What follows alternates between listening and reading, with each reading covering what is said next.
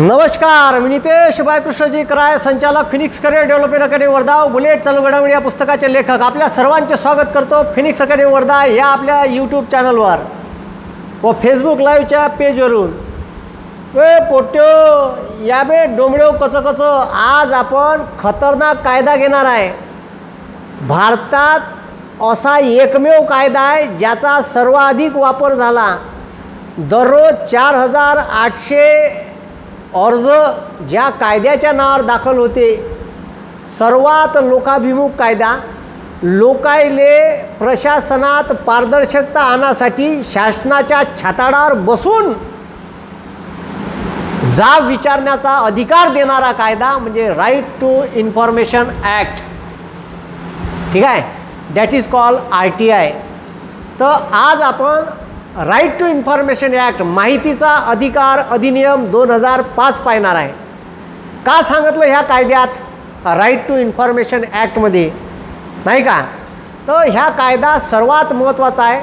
मागच्या 10 वर्षात 1,75,00,000 अर्ज आले. आतापर्यंत भारताच्या स्वातंत्र्याच्या इतिहासानंतर एकही असा कायदा नाही का ज्याचा एवढा वापर झाला. सर्वसामान्य लोकांनी याचा वापर अजूनही करायला पाहिजे. ठीक आहे, कोणती माहिती या कायद्यात शिकणार काय आपण? कोणती माहिती शासनाला मागता येते? शासनानं माहिती किती दिवसात देणं बंधनकारक आहे. कोणत्या कोणत्या कार्यालयात माहिती मागता येते आणि कोणत्या कार्यालयात मागता येत नाही. कोणती माहिती माणसाला मागता येते आणि कोणती माहिती मागता येत नाही. ठीक आहे, त्याच्यानंतर माहिती देणं किती दिवसात बंधनकारक आहे. नाही दिली तर का करायचं? त्याच्या उरावर बसायचं का? हे सर्व आजच्या या व्हिडिओच्या माध्यमातून मी तुम्हाला सांगणार आहे. भाऊ, लय जबरदस्त कायदा आहे. ह्या कायदा लोकायले माहीत झाला पाहिजे. याच्या सुप्रीम कोर्टच्या ठीक आहे आदेशानुसार खालचे जे न्यायालय आहे भारतातली, जिल्हा न्यायालय, तालुका न्यायालय, तालुकाच्या स्तरावर कनिष्ठ न्यायालय, वरतून सुप्रीम कोर्टाच्या गाईडलाईननुसार ह्या कायदा लोकांना समजून सांगासाठी करोडो रुपये खर्च करते. ठीक आहे, भारत सरकार. का ह्या कायदा लोकायले कळला पाहिजे. मी तुम्हाला लेको फुकट सांगून राहिलो, फुकट यूट्यूब आणि फेसबुकच्या माध्यमातून. तर ह्या कायदा काय आहे आणि या कायदा सर्वसामान्य माणसानं कसा वापरायचा?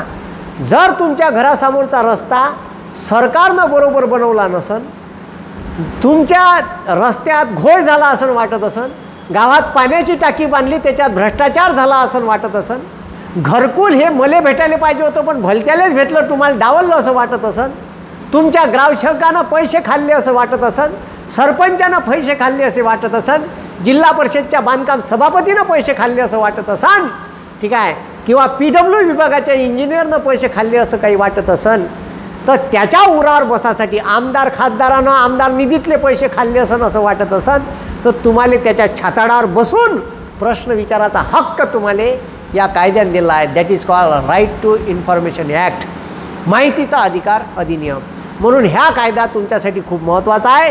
म्हणून ह्या कायद्यात ठीक आहे आपण ठीक आहे पूर्ण कायद्याची म्हणजे सरकारी कामाची जे तुम्हाला माहिती मागता येत नव्हती ते पूर्ण माहिती आता तुम्हाला मागता येईल या कायद्याअंतर्गत. म्हणून RTIचा जो अधिकार तुम्हाला ठीक आहे कायद्यानं दिला आहे भारत सरकारनं 2005 मध्ये मनमोहन सिंग सरकारच्या काळात ह्या कायदा झाला. ठीक आहे, ह्या कायद्यानं प्रशासनात जो भ्रष्टाचार होते त्या भ्रष्टाचाराला उघडकीस करासाठी हा कायदा केला. एवढे त्याच्यानंतर भारतात RTI ॲक्टिव्हिस्ट पैदा झाले का त्यानं एवढे भ्रष्टाचार आमदार खासदाराचे उघडे काढले का पुरे लेखायले कपडे काढून फिरवल्यासारखं केलं. ठीक आहे, अन काही विचारू नका. त्याच्यावर मग हल्ले व्हायला लागले. त्याच्यासाठी भारत सरकारनं 2011 मध्ये व्हिसल्सब्लोअर ॲक्ट केला. ठीक आहे, जे ॲक्टिव्हिस्ट आहे RTI ॲक्टिव्हिस्ट याच्यावर हमले व्हायला लागले. ठीक आहे, हे पुरे खासदार आमदार नगरसेवक यायनं खाल्लेले पैसे उघडकीस आणायला लागले. याचे भ्रष्टाचार सरकारी अधिकाऱ्याचे भ्रष्टाचार बाहेर काढायला लागले आणि म्हणून मग त्याच्यावर हमले व्हायला लागले. कितीतरी RTI ॲक्टिव्हिस्टची हत्या झाली. म्हणून भारत सरकारनं व्हिसल्सब्लोअर ॲक्ट केला. ठीक आहे, व्हिसल्सब्लोअर ॲक्ट म्हणजे ठीक आहे RTI ॲक्टिव्हिस्टला संरक्षण देण्याचा कायदा. म्हणून RTI ह्या कायदा लय महत्त्वाचा आहे. सर्वसामान्य माणसांना RTIचा वापर कसा करावा याच्यासाठी आज आपण ठीक आहे RTI कायदा ठीक आहे काय आहे हे पाहू. यालेच म्हणते माहितीचा अधिकार अधिनियम 2005. काय म्हणते भाऊ? माहितीचा अधिकार अधिनियम 2005. ठीक आहे. राईट टू इन्फॉर्मेशन ॲक्ट 2005, माहितीचा अधिकार अधिनियम 2005. तर तो ठीक आहे बरोबर पहा. ठीक आहे, बरोबर तुम्हाला ठीक आहे समजून येईन. ठीक आहे. मग आता ठीक आहे ह्या कायदा पाहताना आपण सगळ्यात पहिले पाहू याची पार्श्वभूमी पाहू. सगळेच पाहणार आहे आपण, काही टेन्शन नका घेऊ. या कायद्याची का पाहू, पार्श्वभूमी पाहू. ठीक आहे. मग या कायद्याची पार्श्वभूमी पाहताना लक्ष द्या, ह्या कायद्या व्हायच्या पहिले भारतात माहिती मागता येत नव्हती. माहिती लपून ठेवून प्रशासन याच्यासाठी ठीक आहे इंग्रजांनी एक कायदा केला होता, ऑफिशियल सिक्रेट ॲक्ट 1923. ठीक आहे, ऑफिशियल सिक्रेट ॲक्ट. आता का ऑफिसमध्ये लोकांचाच पैसा वापरते आणि ऑफिशियल सिक्रेट ॲक्ट म्हणते. ठीक आहे. मग त्याच्यानंतर 1990मध्ये RTI भारतात राईट टू इन्फॉर्मेशन ॲक्ट, माहितीचा अधिकार हे आमचा ठीक आहे मूलभूत अधिकार आहे, तो आम्हाला भेटलाच पाहिजे. यासाठी मजूर किसान संघटनामार्फत अरुणा रॉय यांनी राजस्थानमध्ये पहिल्यांदा आंदोलन केलं. ठीक आहे भारतात. पण मात्र ह्या कायदा देणारा पहिला देश म्हणजे स्वीडन. आपल्याला परीक्षेत सुद्धा विचारते का ही संकल्पना, आपण माहितीचा अधिकार ही संकल्पना कोण्या देशाकडून घेतली, स्वीडन. माहितीचा अधिकार जगाला देणारा पहिला देश म्हणजे स्वीडन आहे. ठीक आहे. मग मजूर किसान संघटनेच्या अरुणा रॉय यांनी 1990मध्ये आंदोलन केलं. ठीक आहे. आणि त्याच्याच विरोधात सुप्रीम कोर्टात एक याचिका दाखल करण्यात आली भारत सरकारच्या विरोधात, युनियन ऑफ इंडिया वर्सेस ठीक आहे people's union of the civil ठीक आहे liberties versus union of India एक केस दाखल झाली. आणि त्या केसमध्ये सुप्रीम कोर्टानं सरळ आदेश दिला का माहितीचा अधिकार हा राज्यघटनेतील कलम 19(1)(a), राज्यघटनेतील कलम 19(1)(a) नुसार अभिव्यक्ती स्वातंत्र्याचा भाग आहे. जसं तुम्ही त्याला लिखाण स्वातंत्र्य, विचार स्वातंत्र्य, भाषण करण्यास स्वातंत्र्य ठीक आहे हे स्वातंत्र्य दिले, त्याच्यानुसार ठीक आहे माहितीचा अधिकार म्हणजे शासनानं केलेलं काम हे जे नियम व अटीत बांधून दिलेलं आहे त्याच्यानुसार केलं का नाही ही माहिती जाणून घ्यायचा अधिकार ठीक आहे सर्वसामान्य माणसाले या कायद्यातून भारत सरकारनं ठीक आहे दिला 2005ले ह्या कायदा करून. कोणती माहिती मागता येते तर खासदार आमदाराले जी माहिती राज्याच्या विधिमंडळात आमदाराले मागता येते आणि केंद्राच्या विधिमंडळात खासदाराले मागता येते अशी सर्व माहिती तुम्हाला मागता येईल. संरक्षण मंत्रालयात सुद्धा माहिती मागता येईल जर तिथं भ्रष्टाचार झाला असं वाटत असेल. पण तुम्ही जर म्हणाल का आपण रशियासोबत काय ॲग्रीमेंट केलं जी ते माहिती मला द्या तर ते का डोंबडेव देणार आहे का. भारताच्या सार्वभौमत्वाला धोका निर्माण होईल, भारताच्या एकता अखंडतेला धोका निर्माण होईल अशी माहिती मागता येत नाही माहिती अधिकारांतर्गत. मग कोणती माहिती मागता येते ते सर्व पाहू आपण. ठीक आहे. माहितीचा अधिकार ठीक आहे सुप्रीम कोर्टानं ठीक आहे माहितीचा अधिकार कायले म्हणते याचा अर्थ या ठीक आहे या केसमध्ये ठीक आहे union of people's union civil liberties versus union of इंडियाच्या केसमध्ये माहितीच्या अधिकाराचा अर्थ सुप्रीम कोर्टानं सांगितला. ठीक आहे. ही संकल्पना स्वीडन या देशाकडून घेतली. 1766 स्वीडननं माहितीचा अधिकार त्याच्या देशाला दिला. ठीक आहे. त्याला फ्रीडम ऑफ प्रेस ॲक्ट नावानं ओळखलं जात होतं स्वीडनमध्ये. आणि 1948ले ठीक आहे युनायटेड नेशन ऑर्गनायझेशन युनोच्या मुख्यालयात ठीक आहे प्रशासनात जो लोकांचा टॅक्सद्वारे पैसा सरकारच्या तिजोरीत खर्च होते तो सरकार ज्या गोष्टीवर खर्च करून राहिले, धरणावर असो, तुमच्यासाठी पुलावर असो, रस्त्यावर असो, त्याच्यानंतर रोजगार हमी योजनेवर असो किंवा अजून कोणत्या लोककल्याणकारी योजनासाठी असो, तो पैसा प्रॉपर तिथंच खर्च झाला का नाही का त्याच्यात भ्रष्टाचार झाला याच्यात पारदर्शकता आणण्यासाठी ह्या कायदा केला. आणि या कायद्यानं तुम्हाला लिगल माहिती मागता येते. ती माहिती कशा स्वरूपात मागता येते, का मागता येते हे सर्व आपण या कायद्यातून पाहू. ठीक आहे. 1948मध्ये युनोमध्ये चर्चा झाली आणि जर्मनीनं 1949ले ह्या कायदा आपल्या देशातल्या नागरिकाला दिला. भारताला 2005 उजाळलं पहा. 1949ले जर्मनीनं दिला. 1990पर्यंत या जगात 13 देश असे होते का ज्यानं माहितीचा अधिकार आपल्या देशातील नागरिकांना दिला. त्याच्यानंतर 2020पर्यंत जगाच्या पाठीवर 2020पर्यंत 95 देश झाले का ज्यानं माहितीचा अधिकार आपल्या देशाला दिला. भारत हा 71वा देश होता क्रमांकानं ज्यानं माहितीचा माहितीचा अधिकार दिला. आता काही पुस्तकात 54 आहे, काही पुस्तकात 71 आहे, तर ते पाहून घे जा. ठीक आहे. 71 देश आहे. RTI चळवळ ज्या देशात ज्या राज्यात भारताच्या सगळ्यात पहिले सुरू झाली तर ते सुरू झाली ठीक आहे मजदूर संघाद्वारे, ज्याच्या अरुणा रॉय ह्या ठीक आहे मेन कार्यकर्त्या होत्या, त्याने सुरू केली. RTI चळवळ सुरू करणारं पहिलं राज्य राजस्थान, पण RTI कायदा पारित करणारं पहिलं राज्य तामिळनाडू. RTIचा कायदा सगळ्यात पहिले तामिळनाडूमध्ये लागू झाला. ठीक आहे. लक्षात ठेवा, भारतात RTI लागू व्हायच्या पहिले भारतात 13 राज्य आणि 8 केंद्रशासित ठीक आहे 13 राज्य आणि ठीक आहे 1 केंद्रशासित प्रदेशात RTI लागू झाला होता. 13 घटक राज्यात RTI लागू होता. म्हणजे स्वतःच ठीक आहे समवर्ती सूचीतला विषय आहे. राईट टू इन्फॉर्मेशन ॲक्ट, माहितीचा अधिकार हा विषय समवर्ती सूचीचा असल्यामुळे याच्यावर पहिले राज्यही कायदा करू शकत होतं, पहिले केंद्र आहे. पण केंद्राला काही जाग आली नाही. केंद्राला 2005 जाग आली, केंद्राने 2005 केला. पण जसं महाराष्ट्रानं माहितीचा अधिकार अधिनियम 2002 हा आपल्या राज्यात केला आणि लागूही केला. 2002 महाराष्ट्र शासनानं माहितीचा अधिकार आपल्या राज्यातल्या नागरिकांना दिला. पण विषय असा आहे का जेव्हा केंद्राचा कायदा होते ठीक आहे समवर्ती सूचीच्या विषयावर कायदे करण्याचा अधिकार केंद्राला आहे आणि राज्याला आहे. जर पहिले राज्यानं केला तर तो राज्य आपल्या सीमेच्या आत तो कायदा लागू करते, बंद्या देशासाठी लागू होत नाही, त्याच्याच राज्यासाठी होते. पण त्याच्यावर जर केंद्रानं लागू केला तर राज्याचा आपोआप खारिज होते. म्हणून ठीक आहे महाराष्ट्राचा 2002 28 सप्टेंबर 2002 लागू झाला होता. म्हणून महाराष्ट्रात माहिती अधिकार दिन म्हणून आजही आपण 28 सप्टेंबर साजरा करतो. तर माहितीचा अधिकार अधिनियम 2002 महाराष्ट्रात लागू झाला. पण केंद्राचा 2005 ठीक आहे केंद्राचा माहिती अधिकार अधिनियम 2000 ठीक आहे 5 जेव्हा लागू झाला तेव्हा राज्याचा बंद्या राज्यातले 13 घटक राज्यातले आपोआप खारिज झाले. मग एक युनिव्हर्सल लॉ भारतासाठी बंद्या भारतात लागू झाला, माहिती अधिकार अधिनियम 2005. मग राज्याचे आपोआप कॅन्सल. तर RTI कायदा पारित करणारं पहिलं राज्य तामिळनाडू. महाराष्ट्र हे RTI कायदा लागू करणारं 7वं राज्य होतं जेव्हा 2002 आपण पारित केला. ठीक आहे. मग RTI कायदा जो भारत सरकारनं केला माहितीचा अधिकार अधिनियम 2005 या कायद्यात 6 प्रकरणं आहे. 6 प्रकरणं आहे, एकूण 31 कलम आहे. आता हे जे PSI STIची परीक्षा आहे मेन्स, तर PSI STIच्या मेन्सले पेपर पहिल्यामध्ये माहितीचा अधिकार अधिनियम आहे. प्रत्येक राज्यसेवा मेन जा का अजून MPSCची कोणती परीक्षा जा आणि अधिकारी झाला तर त्याला ट्रेनिंगला ह्या कायदा शिकवल्या जाते. कारण त्याच्या उरावर तो जर माहिती अधिकारी झाला तर त्याला या कायद्याची म्हणजे अधिकाऱ्याला बी ह्या कायदा माहीत पाहिजे आणि लोकायले तर पाहिजे तुमच्या हक्काचा कायदा आहे लेको ह्या. ठीक आहे. 6 प्रकरण आहे, 31 कलम आहे आणि 2 अनुसूची आहे. पहिल्या अनुसूचित ठीक आहे केंद्रीय माहिती आयुक्त आणि राज्य माहिती आयुक्त याच्या शपथाचे नमुने दिले आहे.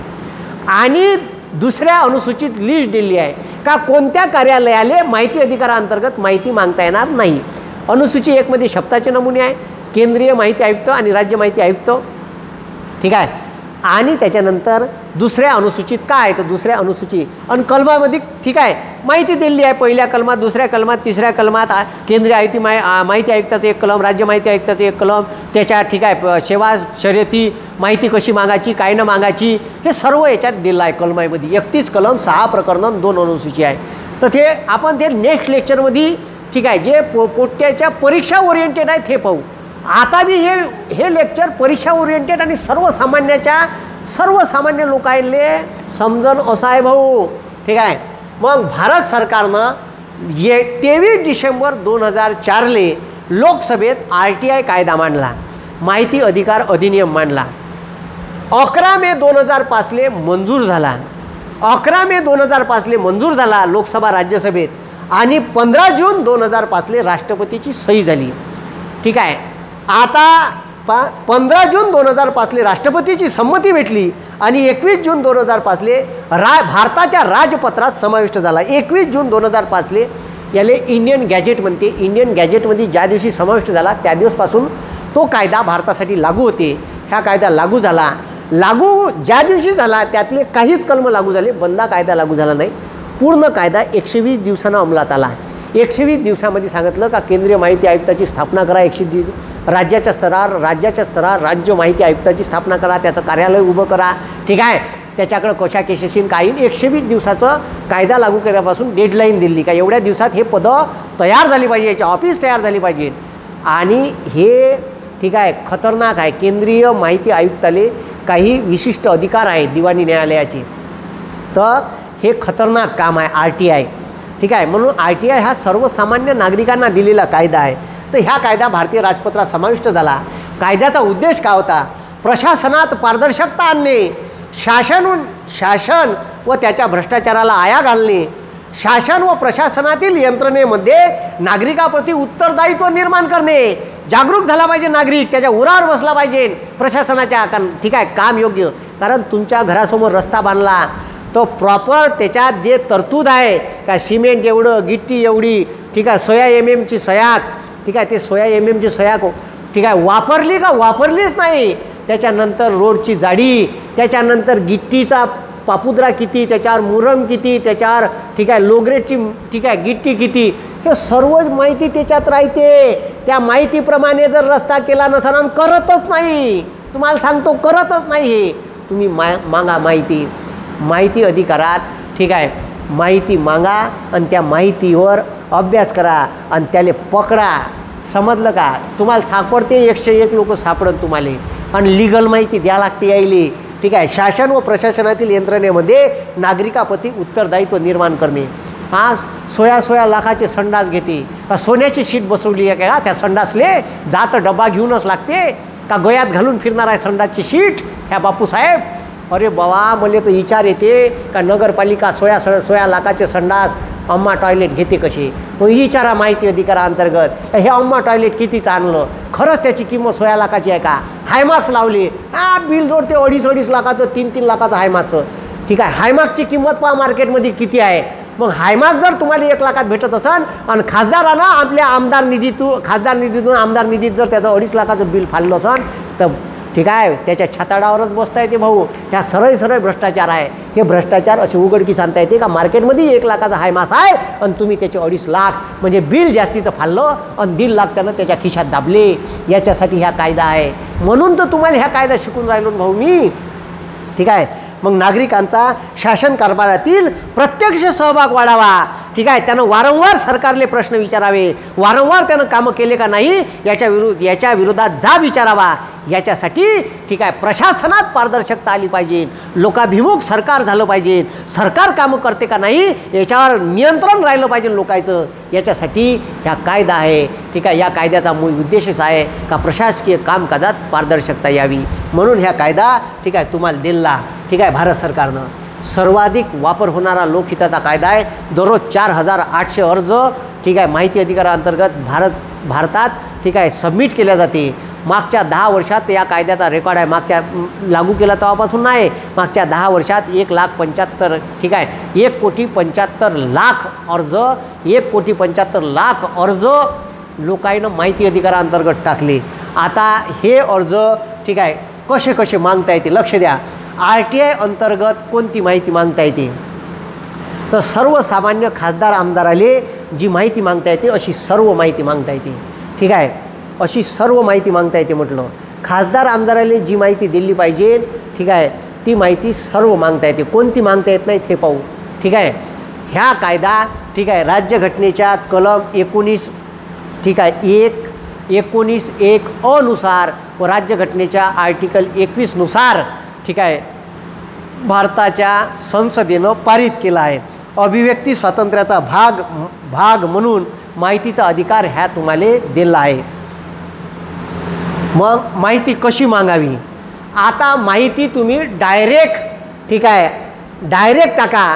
ठीक आहे RTI ठीक आहे RTI म्हणून डायरेक्ट टाका गुगलवर. तुम्हाला डायरेक्ट एक ठीक आहे RTI ऑनलाईन ॲप्लिकेशन म्हणून एक वेबसाईट येते, त्याच्यावर लॉग इन करा. डायरेक्ट तुम्ही माहिती टाका. मग ती माहिती तुम्हाला नगर परिषदमध्ये टाकायची आहे, राज्य सरकारच्या ठीक आहे जलसंपदा विभागाची माहिती मागायची आहे का राज्य सरकारच्या ठीक आहे शिक्षण विभागाची माहिती मागायची आहे. कोणती बी माहिती शिक्षण विभागात घोळ झाला असेल तर ती माहिती मागता येते. तुम्ही कोणती बी माहिती इवन ठीक आहे पोलीस भरतीत सिलेक्शन प्रोसिजर कशी राबवत आहे आणि कशी राबवली, कोणाला सिलेक्ट केलं, कोण्या पद्धतीने केलं हे बी माहिती मागता येते तुम्हाला. RTI त्याच्यासाठी दिला आहे. ठीक आहे, एखाद्या भरती प्रक्रियेत घोळ झाला असं वाटत असेल ती माहिती मागता येते. कसं त्याला सिलेक्ट केलं सगळंच मागता येते. ठीक आहे, सर्व माहिती मागता येते म्हणलं. तर तुम्ही माहिती मागायसाठी ऑनलाईन अर्ज करू शकता. ऑनलाईन अर्जासाठी तुमच्याकडून ठीक आहे ऑनलाईनद्वारे तुमच्या फोनपे, गुगल पे किंवा ATMद्वारे 10 रुपये आणि हे ऑनलाईन ॲप्लिकेशन वापरायचे 5 रुपये घेते. मला वाटते हे पैसे भारत सरकारनं भरायला पाहिजे. 5 रुपये तुम्ही त्या नागरिकावर कायले अगाऊ लेणं देणं लावून राहिले, काम नाही धाम राहिले, 15 रुपये काढते. तसे 10 रुपये घ्यायला पाहिजे. एक मार्केटमध्ये अर्ज भेटते RTIचा, त्या अर्जावर किंवा ठीक आहे समजा दुसऱ्या प्रकारे माहिती मागायची. एक तर तुम्हाला ऑनलाईन मागता येते, ऑनलाईन डायरेक्ट तुम्ही मोबाईलवरून सुद्धा माहिती मागू शकता. साधी माहिती पहिले तुमची भरायची आहे, का माहिती मागायची आहे, कोणत्या डिपार्टमेंटली मागायची आहे, सगळे तिथं दिलेलं आहे. ठीक आहे वर्धा नगर परिषद आहे, ठीक आहे अजून कोणती नगर परिषद आहे, ग्रामपंचायतली मागायची आहे. तर ग्रामपंचायतली मागायची आहे तर सरळ ग्रामसेवकाला अर्ज करा. ग्रामसेवक कोणत्याही ऑफिसमध्ये गेले तर माहिती अधिकार अधिनियम म्हणते का त्या ऑफिसमध्ये माहिती अधिकार किंवा जनमाहिती अधिकाऱ्याचं नाव आणि त्याचा बोर्ड फ्रंटवर असायला पाहिजे. जर एखाद्या ऑफिसमध्ये तुमच्या ग्रामपंचायतमध्ये जनमाहिती अधिकाऱ्याचा बोर्ड नसाल तर तुम्ही त्याची कंप्लेंट करा जिल्हा परिषदच्या CEOले. बसाल लेखाच्या छाताड्यावर, ते तोपर्यंत ऐकणार आहे. माहिती अधिकाऱ्याचा कोण माहिती अधिकारी आहे, ठीक आहे, आणि त्याच्यानंतर कोणाकोणाला माहिती मागता येते, कोणत्या विभागाले. तर लक्षात ठेवा सरकारचा 1 रुपया ज्या संस्थेला जाते, बंद्या गव्हर्नमेंटच्या सरकारच्या, बंद्या केंद्र सरकारच्या संस्था, पूर्ण विभाग, PMO ऑफिस, प्राईम मिनिस्टर ऑफिसपासून तर सर्व डिपार्टमेंट केंद्रीय ठीक आहे केंद्र सरकारच्या अखत्यारीत येणारे सर्व विभाग मुख्य आणण्याच्या कंपन्या नाही, अडाणीच्या कंपन्या नाही. पण त्याले जर सरकारी अनुदान जात असेल तर ते बी येते. सर्व केंद्र सरकारच्या संस्था, सर्व राज्य सरकारच्या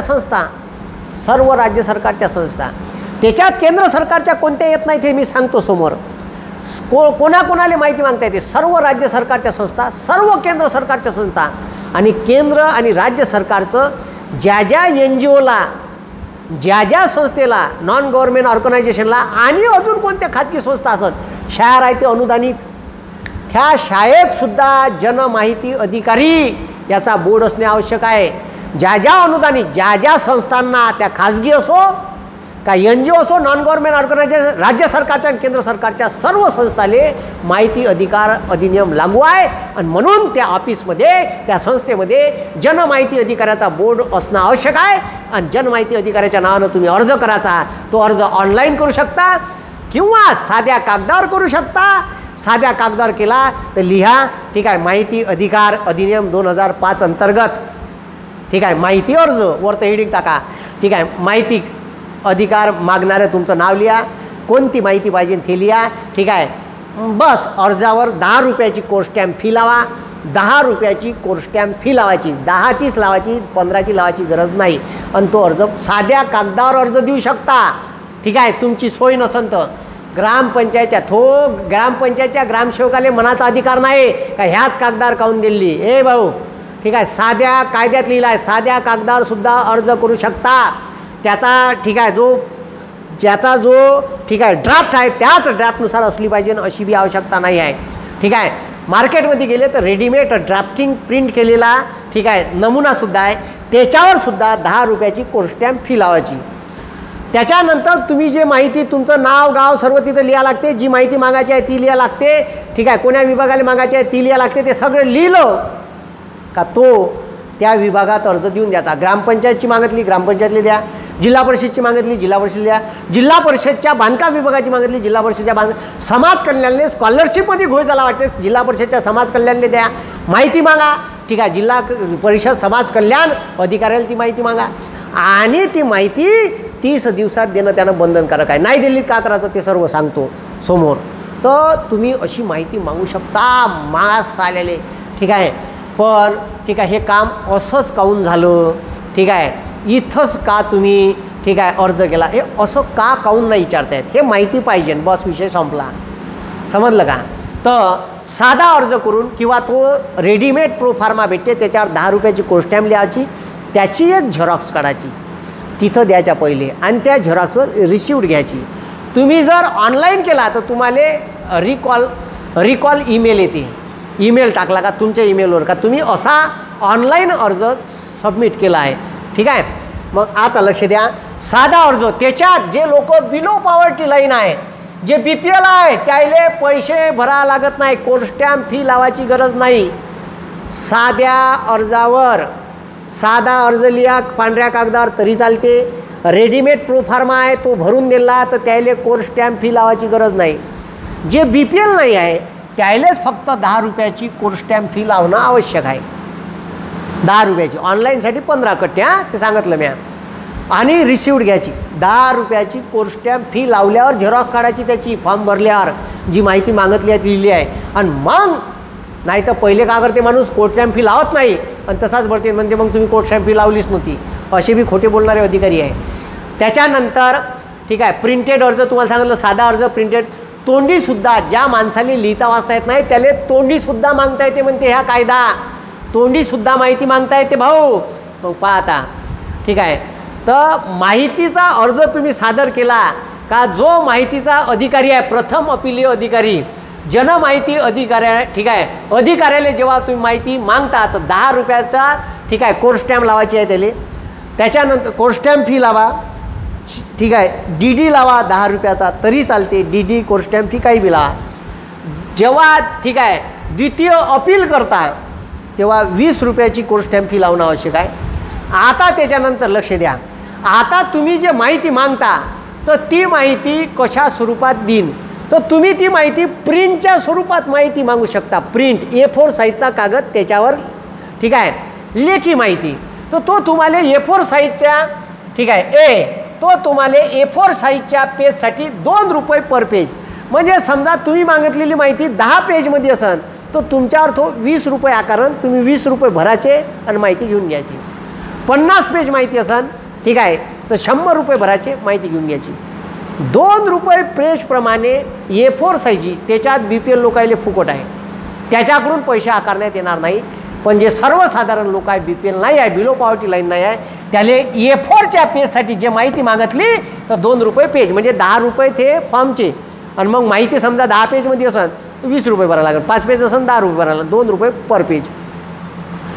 तुम्ही म्हणलं ह्या पूल कसा आहे त्याचं मला मॉडेल पाहिजे ठीक आहे, किती कॉलम राहणार आहे ठीक आहे, कसा राहणार आहे याचं मला मॉडेल द्या. किंवा त्याले दस्तावेज मागितले किंवा नकाशा मागितला तर त्या नकाशा मॉडेलले जेवढा खर्च येईन 5,000 10,000 ठीक आहे 2,000, तर त्या मॉडेलच्या खर्चानुसार तुम्हाला पैसे द्यायला लागतात. तुम्ही मागितलं मॉडेल तर नकाशा मागितला त्याला 50 रुपये खर्च आले 50 रुपये घेईन.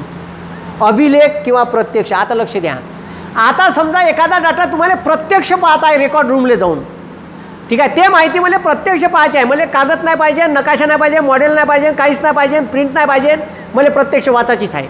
तर तुम्ही पहिला तास मोफत आहे, तुम्हाला पहिल्या तासासाठी पैसे आकारण्यात येणार नाही. पण त्याच्यानंतर दर 15 मिनिटाले 5 रुपये आकारण्यात येईल, दर 15 मिनिटाले 5 रुपये आकारण्यात येईल. अर्ध्यात ठीक आहे, म्हणजे एका तासाले ठीक आहे 20 रुपये आकारण्यात येईल. 20 रुपये तास किंवा दर 15 मिनिटाले 5 रुपये ठीक आहे. पहिला तास फुकट ठीक आहे, मग दर तासाले 20 रुपये किंवा 15 मिनिटाले 5 रुपये. त्याच्यात बी सोय करून दिली 15 मिनिट, 1 तास 15 मिनिट पाहिलं तर 5 रुपये भरा ठीक आहे. 2 तास 15 मिनिट पाहिलं तर ठीक आहे 25 रुपये भरा. 2 तास, पहिला तास फुकट, दुसऱ्या तासाचे 20 रुपये आणि 15 मिनिटाचे 5 रुपये म्हणून 25 रुपये. समजलं का? असं आहे ते जांगड उत्ता बरोबर जमवा लागते. सगळीच माहिती सांगून राहिलो डोंबडेव. जर तुम्ही माहिती सीडीत मागितली ठीक आहे, कॉम्पॅक्ट डिस्क आपली CD नाही एका पिक्चरची CD फ्लॉपीत किंवा DVDत मागितली तर तुम्हाला 50 रुपये पर CD DVD प्रमाणे द्या लागेल. एक CD भरली ठीक आहे, खूप मोठी माहिती असली तुम्ही सीडीत मागू शकता, घरी पाहू शकता कम्प्युटरवर. मला नाही पाहिजे बा प्रिंट आउट, मला सीडीत द्या, तर सीडीत 50 रुपये CD प्रमाणे भेटेल. ग्रंथ साहित्य मागितलं तुम्ही, ग्रंथ साहित्याच्या स्वरूपात माहिती मागितली तर एक पुस्तकच आहे त्या माहितीचं बंद तेवढं घेऊन जा, तर त्याच्यावर जी प्रिंट किंमत असेल त्याच्याप्रमाणे तुम्हाला पैसे द्यावं लागेल ठीक आहे. मग आता लक्ष द्या, कोणती माहिती किती दिवसात देणे बंधनकारक आहे. सर्वसाधारण माहिती असेल, जनरल माहिती आहे, रस्त्याची आहे, रोडची आहे, ड्रेनेज पाईपलाईन आहे वर्धेतली त्याची माहिती आहे, किंवा अम्मा टॉयलेट आहे त्याची माहिती आहे, किंवा तुमच्या गावात नाली खोदली त्याची माहिती आहे, किंवा तुमच्या गावात नदीवर पूल बांधला तुम्हाला वाटते त्याच्यात भ्रष्टाचार झाला त्याची माहिती आहे, पांदन रस्ता बांधला त्याच्यात पैसे खाल्ले सरपंचानं असं वाटते, ग्रामसेवकानं खाल्ले असे वाटते, घरकुलमध्ये पैसे खाल्ले असे वाटते, पैसे खाऊन यायले घरकुल दिलं असं वाटते, तर तुम्ही ठीक आहे. सर्वसाधारण माहिती 30 दिवसाच्या आत मागू शकता. हे राज्य सरकारले, केंद्र सरकारले PM केअर फंडची बी माहिती मागू शकता. ठीक आहे. दिल्ली नाही, ठीक आहे, भाऊसाहेबांना दिल्ली नाही म्हणलं माहिती, कारण ठीक आहे ए भाऊ प्रायव्हेट फंड तयार केला, PM केअर फंड. सरकारचा फंड नाही होय, पैसे सरकारच्या नावानं पंतप्रधानाचा फोटो लावून घेतले आणि म्हणते आता पैशाची माहिती भेट नाही, कुठं गेले माहीत नाही, विचारू बी नका, घ्या ना शकून, द्या ना पैसे. ठीक आहे. सर्वसाधारण माहिती 30 दिवसाच्या आत. हे माहिती तुम्हा सर्व लोकांना कामीन. आपलं मराठी ग्रामर, इंग्लिश ग्रामरचं MPSCसाठी जो पेपर आहे पहिला, त्याच्यात हे माहिती कामाची आहे भाऊ सर्वी, आणि सर्वसामान्य लोकांना माहिती कामाची आहे. आपलं ॲप्स आहे फिनिक्स अकॅडमी वर्धा, त्याच्यावर MPSCचे वेगवेगळे कोर्स आहे, सर्व स्पर्धा परीक्षेचे वेगवेगळे कोर्स आहे. तिथे MPSC फाउंडेशन कोर्स आहे, तो घ्या, तुमच्या सर्व कामाचा आहे. हे नगदी माहिती आहे लेको. सर्वसाधारण माहिती असेल तर 30 दिवसाच्या आत त्या जनमाहिती अधिकाऱ्याला देणं बंधनकारक आहे. एखाद्या व्यक्तीच्या जीविताले धोका असन तर ती माहिती, एखाद्या व्यक्तीच्या जीवाले धोका आहे तर ती माहिती 48 तासाच्या आत, 48 म्हणजे 2 दिवसाच्या आत द्या लागन. एखाद्या व्यक्तीच्या जीवाला धोका आहे आणि अशी माहिती पाहिजे, 48 तासाच्या आत माहिती देणं बंधनकारक आहे शासनाले. 2 दिवसाच्या आत. माहिती थर्ड पार्टीशी संबंधित असन. थर्ड पार्टी म्हणजे काय हे बी कायद्यात सांगितलं. म्हणजे ठीक आहे, आता माया गावाच्या रस्त्याची माहिती मला मागायची नाही. मी राहतो मानव्यात, माया गावाच्या बाजूला अंजी आहे, मी माया गावचा नागरिक आहे, मला थर्ड, ठीक आहे, मायासाठी अंजी हे थर्ड पार्टी झालं. किंवा मी दुसऱ्या राज्यातली माहिती मागत आहे तर मी थर्ड पार्टी झालो, तर ठीक आहे, किंवा ते राज्य थर्ड पार्टी झालं. किंवा थर्ड पार्टी कायले म्हणते, तर आता लक्ष द्या, आता नगरपालिका रस्ते बांधते, नाल्या बांधते, ड्रेनेज पाईपलाईन बांधते, हायमास लावते, ठीक आहे, त्याच्यात भ्रष्टाचार झाला, तुम्ही सरळ माहिती मागत आहे. पण तुम्ही जर म्हणत आहे का माया बाजूला यायनं घर बांधलं, मला वाटते का यायची 2 मजलीचीच परवानगी आहे आणि यायनं ठीक आहे 6 मजली घर बांधलं तर वरचे 4 मजले इल्लीगल आहे, मला त्यानं तुम्ही नगर परिषदनं त्याला किती मजले बांधकामाची परवानगी दिली हे माहिती द्या. तर हे झालं थर्ड पार्टी. तिसऱ्या माणसाची माहिती मागून राहिली, पण त्याच्यामुळे तुम्हाला धोका निर्माण झाला म्हणून तुम्ही ती माहिती मागू शकता. कारण ते नगर परिषदेनं त्याला जे अलॉट केलं आहे का किती मजले बांधायचं, किती त्यानं ठीक आहे डेव्हलपमेंट चार्ज भरला, किती मजल्याची परवानगी घेतली आणि त्यानं परवानगी व्यतिरिक्त बांधलं तर ते इल्लीगल आहे. ठीक आहे. म्हणून माहिती थर्ड पार्टीशी संबंधित असन तर 10 दिवस जास्त दिले आहे, तर 40 दिवसात द्या बा. ठीक आहे. मग सहाय्यक जनमाहिती अधिकाऱ्याकडं RTI दाखल केला, म्हणजे आता माहिती जनमाहिती अधिकारी नाही आहे, सुट्ट्यावर आहे 8 दिवसाच्या, आणि तुम्हाला माहितीचा अर्ज टाकला तर त्या जनमाहिती अधिकाऱ्याला 5 दिवस जास्तीचे दिले. म्हणजे सर्वसाधारण माहिती त्याच्याकडे अर्ज केला 35 दिवसात देईन तो. ठीक आहे. थर्ड पार्टी संबंधित मागितले तो 45 दिवसात देईन. ठीक आहे. सहाय्यक जनमाहिती अधिकारी तो सुट्टीवर आहे, जो मुख्य माहिती अधिकारी होता जनमाहिती अधिकारी. आणि मानवी हक्काचं उल्लंघन झालं, जसं आता ठीक आहे पाहत हे उत्तर प्रदेशात एका पोरीवर बलात्कार झाला होता, सेंगर नावाचा आमदार होता BJPचा. आता शेतकरी आंदोलनाला चिरडून टाकलं, गाडी चढवली, माहिती हक्काचं उल्लंघन झालं. ठीक आहे. अशा वेळच्या घटना असन तर अशाच्या बाबतीची माहिती असेल तर 45 दिवसाच्या आत देणं बंधनकारक आहे. माहिती हक्काच्या उल्लंघनाबाबतची माहिती जर तुम्हाला पाहिजे असेल तर 45 दिवसाच्या आत तो जनमाहिती अधिकारी तुम्हाला देईन असं त्याच्यावर बंधन आहे. मग त्याच्यानंतर पहा, जर माहिती दिली नाही तर काय करावे. प्रश्न पहा, हे सर्व तुमच्या कामाचे आहे. जर माहिती दिली नाही तर करायचं का. तुम्ही सगळ्यात पहिले ज्याले माहिती मागता तो असते जनमाहिती अधिकारी. याच्याकडे जेव्हा तुम्ही अर्ज करता माहितीचा अधिकार 10 रुपयाची कोर्स स्टॅम्प फी लावून किंवा ऑनलाईन करता तर त्याला ठीक आहे नाही दिली त्यानं तर त्यांना पहिले तर 30 दिवसाच्या आत देणं बंधनकारक आहे. किती दिवसाच्या आत. ए भाऊ किती दिवसाच्या आत लक्ष द्या का. ए मोठा महादेव लक्ष दे. 30 दिवसाच्या आत माहिती देणं बंधनकारक आहे. ठीक आहे. माहिती अधिकार अधिनियम 2005च्या कलम 6(1) नुसार त्यानं किती दिवसात माहिती दिली पाहिजे? 30 दिवसाच्या आत जनमाहिती अधिकाऱ्यानं कलम 6(1) नुसार ती माहिती देणं बंधनकारक आहे. 30 दिवसाच्या आत. एखाद्या व्यक्तीच्या जीविताला धोका असेल तर 2 दिवसाच्या आत, 48 तासाच्या आत. ठीक आहे.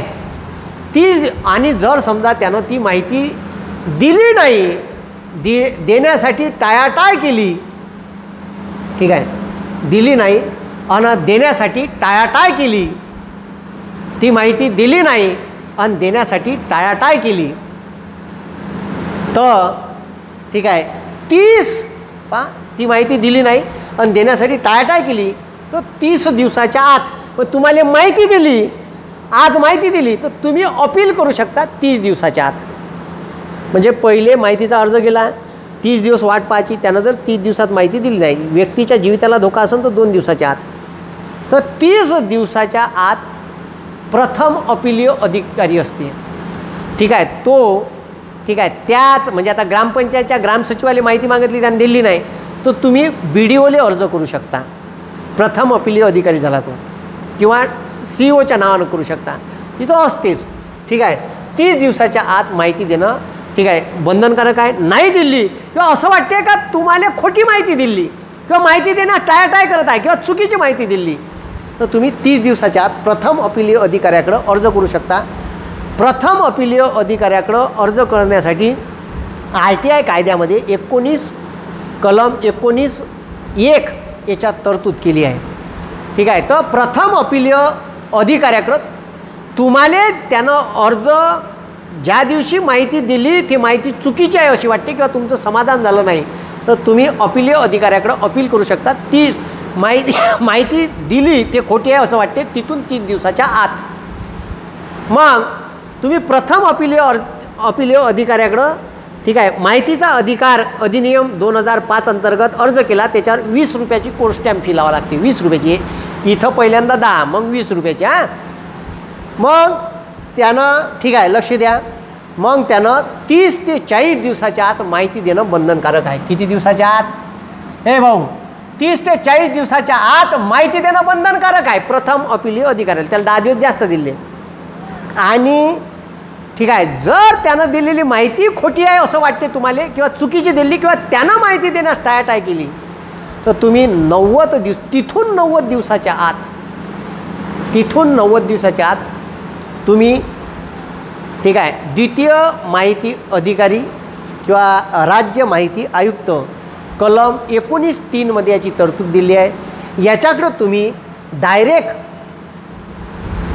ठीक आहे अर्ज करू शकता का मला वरच्या दोन्ही अधिकाऱ्यांना चुकीची माहिती दिली किंवा माहितीच दिली नाही, माहितीची टाळाटाळ केली तर तुम्ही याच्याकडे ॲप्रोच करू शकता.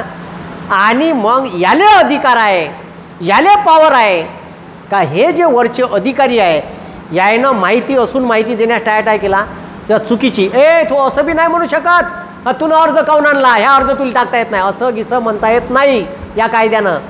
समजलं का? तर राज्य माहिती आयुक्त या माहिती अधिकाऱ्यावर माहिती देण्यात जेवढे दिवस विलंब केला तेवढ्या दिवसासाठी 250 रुपये पर डे अशाप्रमाणे जास्तीत जास्त 25,000 रुपयापर्यंत ठीक आहे दंड आकारू शकते. पण हा दंड त्या व्यक्तीला भेटत नाही, तो शासनाच्या तिजोरीत जमा होतो. ठीक आहे शासनाच्या तिजोरीत जमा होतो. तर ठीक आहे 250 रुपये पर डे प्रमाणे त्यानं जर माहिती देण्यास टाळाटाळ केली असं ह्या राज्य माहिती आयुक्ताला लक्षात आलं तर त्या अधिकाऱ्यावर ह्या दोन्ही अधिकाऱ्यावर किंवा या अधिकाऱ्यांना माहिती देण्यास टाळाटाळ केली या अधिकाऱ्यावर 250 रुपये पर डे किंवा 25,000 रुपयापर्यंत ठीक आहे त्याच्यावर ठीक आहे दंड आकारू शकते. पण ही दंडाची रक्कम राज्याच्या तिजोरीत जमा होते. कलम 20 मध्ये हे तरतूद केलेली आहे. ठीक आहे. मग लक्ष द्या, कोणती माहिती मागता येत नाही. माहिती अधिकार अधिनियम 2005 नुसार कोणती माहिती मागता येत नाही तर राष्ट्राची एकता, एकात्मता व अखंडता व संप्रभुता भारताची याची ठीक आहे याला जर इजा पोचत असेल, याला बाधा होत असेल तर अशी माहिती मागता येत नाही. म्हणजे कशी जी तुम्ही म्हणलं का राफेलमध्ये कोणते मिसाईल तुम्ही वापरणार आहे त्याच्यानंतर राफेलमध्ये कोणत्या कोणत्या अत्याधुनिक सुविधा आहे याची माहिती सांगा. तर हे मागता येत नाही. पण राफेल कितीचं खरेदी केलं हे सरकारनं सांगायला पाहिजे बा. कारण राफेल कितीचं खरेदी केलं याच्यावरून त्याच्यात काका लागला हे माहिती पडू शकत नाही. आता एखाद्या पोट्याला म्हणलं का रे तू गाडी कितीची घेतली आहे कार, तो म्हणते सर 15 लाखाची घेतली.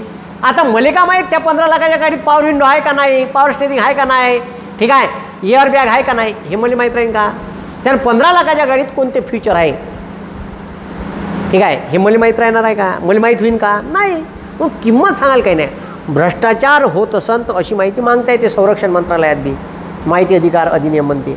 म्हणून राष्ट्राची एकता अखंडता हे माहिती देणार नाही तुम्हाला राफेलमध्ये का का आहे, आणि ते मागू बी नाही, ठीक आहे. तशी गुप्त माहिती देईन का ब्रह्मोस, तर ठीक आहे का का वापरलं ते सांगा बरं मला ब्रह्मोस मिसाईलमध्ये, तर अशी माहिती मागता येत नाही, ठीक आहे. राष्ट्राची एकता अखंडता व एकात्मता याला बाधा पोचेल अशी माहिती मागता येत नाही. जी माहिती प्रसिद्ध करण्यात न्यायालयाने बंदी घातली आहे, जी माहिती प्रसिद्ध करण्यास न्यायालयाने बंदी घातली आहे अशी माहिती मागता येत नाही. न्यायालयानं जर एखादी माहिती पब्लिश करायसाठी बंदी घातली आहे ती माहिती तुम्हाला मागता येणार नाही. संसद आणि राज्य विधिमंडळाच्या विशेषाधिकाराचा भंग होईल अशी माहिती मागता येत नाही, ठीक आहे.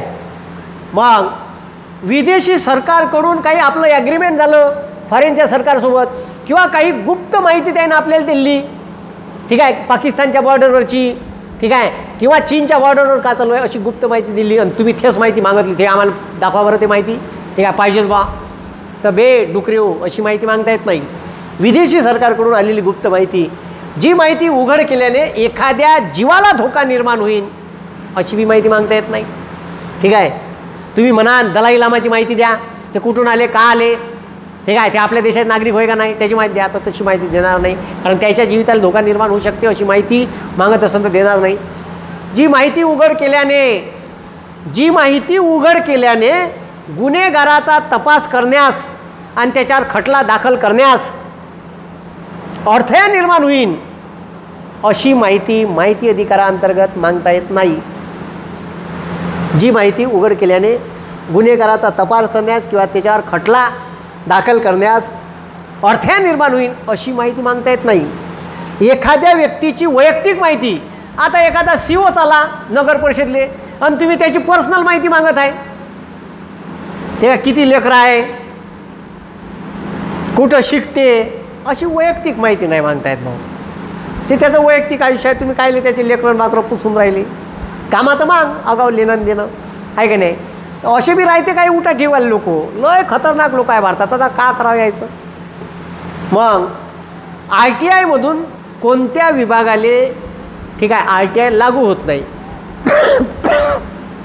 तर IB इंटेलिजन्स ब्युरो, रॉ भारताची गुप्तहेर संघटना, research and analysis wing, DRDO defence and research development. तुम्ही म्हणाल आता सध्या कायच्यावर संशोधन चालू आहे मला सांगा, ठीक आहे, त्याच्यात का वापरलं सांगा बरं. अजी ते धनुष्य मिसाईल बनवलं त्याच्यात का लावलं जी मला सांगा बरं, कोणत्या कोणत्या किटा लावल्या असं सांगा का तुम्हाला डोंबड्यो. DRDO, ISRO, BSF border security force, ठीक आहे, त्याच्यानंतर इंडियन आर्मी, ठीक आहे, त्याच्यानंतर CRPF central reserve police force, ITBF, ठीक आहे, Indo Tibetan border security force, ठीक आहे, त्याच्यानंतर ठीक आहे, central industrial security force, Assam rifle, त्याच्यानंतर ESSB सशस्त्र सीमा बल, आयकर अन्वेषण, पहा आता आयकर विभागाच्या धाडी पडते आहे का नाही. मग बॉर्डर रोड ऑर्गनायझेशन भारताच्या सीमावर्ती भागात रोड बांधते.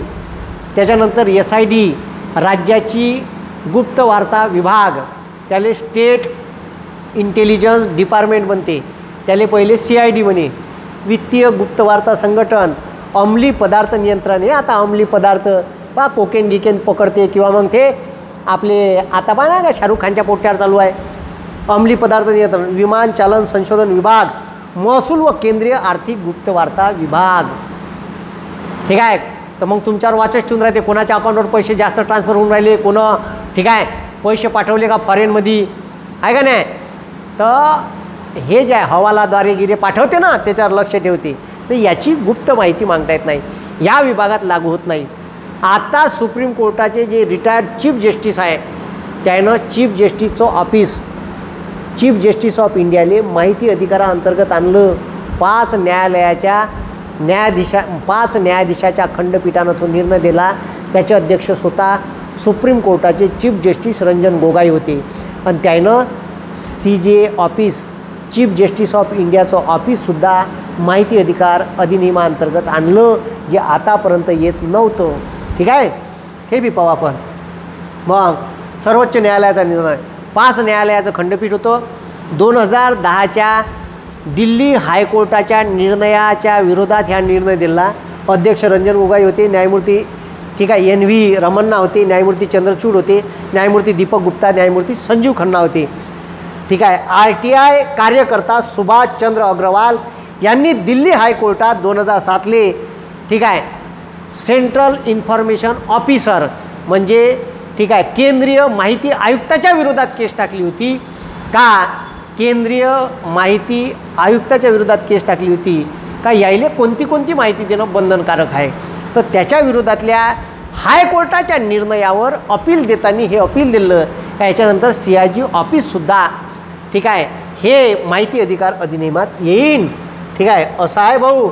ठीक आहे, तर हे सगळं मी तुम्हाला जे सांगितलं हे सगळे कामाची माहिती आहे. ठीक आहे, हे लक्षात ठेव जा. तर याच्यात आता नरेंद्र मोदी सरकारनं माहिती अधिकार अधिनियमात काही बदल केले आहे. ते बदल त्याच्यातले कलम कोणत्या कलमात का सांगितलं आहे हे सर्व आपण पुढच्या लेक्चरमध्ये शिकू. पण तुम्हाला ह्या व्हिडिओ आवडला तर सर्वसामान्य लोकांपर्यंत पोहोचला पाहिजे यासाठी जास्तीत जास्त शेअर करा. आपल्या चॅनलले फिनिक्स अकॅडमी वर्धा या चॅनलले सबस्क्राईब करा.